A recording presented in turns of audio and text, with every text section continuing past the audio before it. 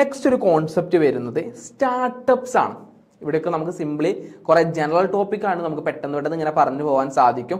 നിങ്ങൾക്കറിയാം നമുക്ക് എക്സാമിൻ്റെ ഒക്കെ ടൈമാണ് വരുന്നത്, അതുകൊണ്ട് തന്നെ നമുക്ക് ഒരുപാട് ഡീറ്റെയിൽഡ് ആയിട്ട് എക്സ്പ്ലെയിൻ ചെയ്യാനുള്ള ടൈമില്ല. പിന്നെ ഡീറ്റെയിൽഡ് ആയിട്ട് എക്സ്പ്ലെയിൻ ചെയ്യേണ്ട കാര്യമില്ല. കോൺസെപ്റ്റ് കിട്ടിക്കഴിഞ്ഞാൽ നമുക്ക് നമ്മളുടെ കറണ്ട് സിറ്റുവേഷൻ വെച്ചിട്ട് നമുക്ക് എഴുതാൻ പറ്റുന്ന ഒരു സിമ്പിൾ പേപ്പറാണ് നമ്മളുടെ ഏതെന്ന് പറയുന്നത് EDP ഓൺട്രപ്രണർഷിപ്പ് BCOS 185 എന്ന് പറയുന്നത് കേട്ടോ. അപ്പോൾ എന്താണ് സ്റ്റാർട്ടപ്പ്, എന്താണ് നമ്മളുടെ startup, Indian ecosystem, Indian entrepreneurial ecosystem develop ചെയ്യുന്നത് സ്റ്റാർട്ടപ്പിന്റെ ആ ഒരു സ്ട്രെങ്തൻ ചെയ്യുന്ന സ്റ്റാർട്ടപ്പിന്റെ ഒരു മേജർ റോള് എന്നുള്ളതാണ് നമുക്ക് നോക്കാനുള്ളത്. നോക്കൂ, സ്റ്റാർട്ടപ്പ് എന്ന് പറഞ്ഞു കഴിഞ്ഞാൽ this generally as innovative firm that develops or offer innovative products, process or services. എന്താണ് പറഞ്ഞത്? ഒരു ഇന്നോവേറ്റീവ് ഫേം, ആ ഇന്നോവേറ്റീവ് ഫേം പുതിയ പ്രൊഡക്റ്റ്, പുതിയ സർവീസ് അല്ലെങ്കിൽ പുതിയൊരു പ്രോസസ്സ് ആണ് കൊടുക്കുന്നതെങ്കിൽ അതിനാണ് നമ്മളൊരു സ്റ്റാർട്ടപ്പ് എന്ന് പറയുന്നത്. For the governmental scheme, government എങ്ങനെയാണ് കൺസിഡർ ചെയ്യുന്നത്? An entity consider startup for up to 10 years since incorporation or registration. ഒരു ഫേം ഇൻകോർപ്പറേറ്റ് ചെയ്ത് അല്ലെങ്കിൽ രജിസ്റ്റർ ചെയ്ത ആദ്യത്തെ 10 വർഷമാണ് നമ്മൾ അതിനൊരു സ്റ്റാർട്ടപ്പ് ആയിട്ട് കണക്കാക്കുക. And if the turnover for up to turnover has not exceed Indian rupees 100 crores. 100 കോടിയിലധികം എന്തുണ്ടാവാൻ പാടില്ല? ടേൺ ഓവറും ഉണ്ടാവാൻ പാടില്ല. അപ്പൊ 100 കോടിയിലധികം ടേൺ ഓവർ ഇല്ലാത്ത തുടങ്ങിയിട്ട് 10 വർഷം വരെയാണ് നമ്മൾ എന്ത് ചെയ്യുക, ഒരു കമ്പനിയെ സ്റ്റാർട്ടപ്പ് ആയിട്ട് നമ്മൾ കണക്കാക്കുക. അപ്പൊ നമ്മളുടെ ഇന്ത്യയിൽ ഈ സ്റ്റാർട്ടപ്പ് ഇനിഷ്യേറ്റീവ്സ് ഒരു വലിയ റോള് തന്നെ ഉണ്ടാക്കുന്നുണ്ട് നമ്മുടെ എക്കണോമിക് ഡെവലപ്മെന്റിൽ. അതായത് നമുക്കറിയാം 2016 ജനുവരി 16 നമ്മുടെ ഇന്ത്യ ഗവൺമെന്റ് എന്നുള്ളത് സ്റ്റാർട്ടപ്പ് മിഷൻ പദ്ധതി കൊണ്ടുവന്നുള്ളത്.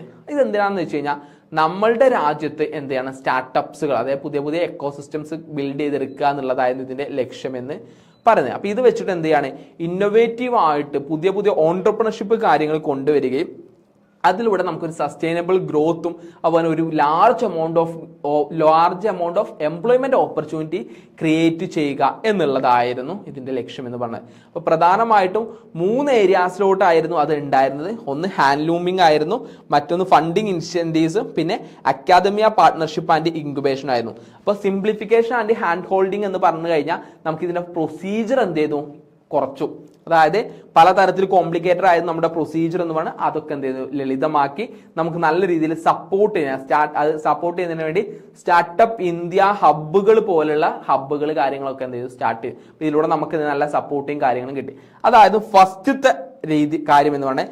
രണ്ടാമത്തെ ഫണ്ടിങ് സപ്പോർട്ടും അതുപോലെ ഇനിഷ്യേറ്റീവ്സും കൊണ്ടുവന്നു. അതായത് നമുക്ക് ഫണ്ട് ഓഫ് ഫണ്ട്സ് എന്ന് പറയുന്ന ഒരു സ്കീമിലൂടെ നമുക്ക് എന്താ 10,000 കോടി രൂപ എന്തിനോട്ട് മാത്രമാക്കി മാറ്റിവെച്ചു, സ്റ്റാർട്ടപ്സിന് വേണ്ടി മാത്രമായിട്ട്. കൂടാതെ ടാക്സ് എക്സംഷൻസും ഒക്കെ കാര്യങ്ങളൊക്കെ നമുക്ക് കിട്ടി ഇൻവെസ്റ്റ്മെന്റിലൂടെ. അപ്പൊ ഇതൊക്കെ എന്ത് ചെയ്യാണ്, നമ്മുടെ ഫണ്ടിങ് സപ്പോർട്ടിന് വേണ്ടി കൊണ്ടുവന്നു. സ്റ്റാർട്ടപ്പ് മിഷനിൽ ഒന്ന് എന്ത് ചെയ്യണം, സിംപ്ലിഫിക്കേഷൻ ഹാൻഡ് ഹോൾഡിംഗ് ആണ്. രണ്ടാമത് ഫണ്ടിങ് സപ്പോർട്ട്.